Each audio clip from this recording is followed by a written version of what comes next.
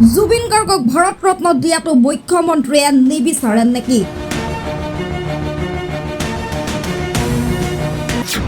গৌৰৱৰ কথাত কিয় গা জ্বলিছে মুখ্যমন্ত্ৰী ডক্টৰ হিমন্ত বিশ্ব শৰ্মাৰ?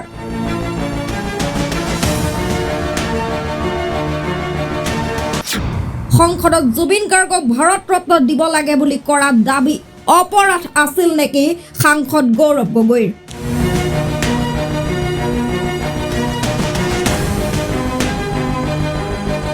প্ৰাণৰ শিল্পী জুবিন গাৰ্গক শীঘ্ৰে ন্যায় দিয়াক লৈ চৰকাৰক অসমবাসীয়ে প্ৰতিদিনে দাবী জনাই আহিছে।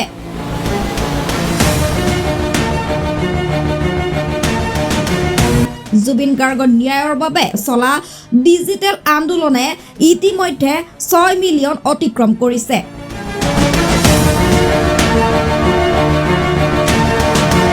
দুই এদিনতে জুবিনৰ ঘটনা সন্দৰ্ভত আদালতত চাৰ্জশ্বিট দাখিল কৰিব SITয়ে।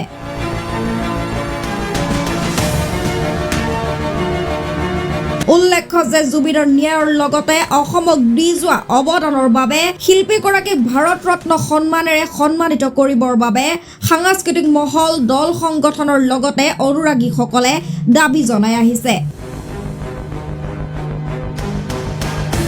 অনুৰাগীৰ সমান্তৰালভাৱে বিৰোধীও বিভিন্ন সময়ত সেই দাবী উত্থাপন কৰি আহিছে।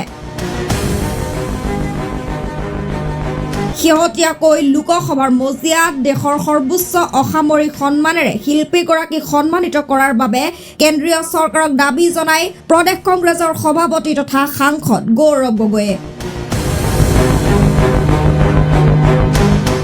We want justice for Zubin Garg. The state government of Assam says that it was a murder. Then we want to know that how, during a program organized by the government of India, a murder was committed on foreign soil. We want justice for Zubin Garg, and we request the government of India to give the highest civilian honor to late Zubin Garg. Thank you. গৌৰৱ গগৈয়ে জুবিন গাৰ্গৰ ভাৰত ৰত্ন প্ৰদান কৰিবলৈ তোলা সেই দাবীৰ ভিডিঅ'ই সামাজিক মাধ্যমত বিশেষভাৱে চৰ্চা লাভ কৰিছে।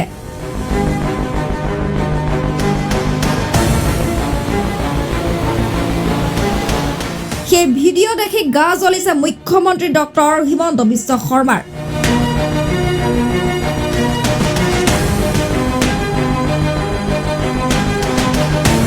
গৌৰৱ গগৈৰ সেই ভাষণক লৈ সংবাদ মাধ্যমৰ আগত প্ৰতিক্ৰিয়া ব্যক্ত কৰে মুখ্যমন্ত্ৰীগৰাকীয়ে। মুখ্যমন্ত্ৰী ডক্টৰ হিমন্ত বিশ্ব শৰ্মাই উল্লেখ কৰে যে জুবিনক ইমান সহজতে ভাৰত ৰত্ন দিব নোৱাৰি।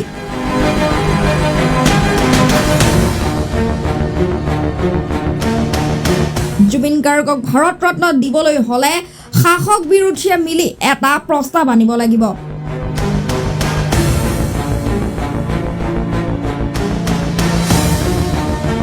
জুবিনৰ বিষয়ে ভালদৰে নথি পত্ৰ পৰীক্ষা কৰিব লাগিব। তাৰ পাছতহে জুবিনক ভাৰত ৰত্ন প্ৰদান কৰাৰ বাবে কেন্দ্ৰীয় চৰকাৰক আহ্বান জনাব লাগিব।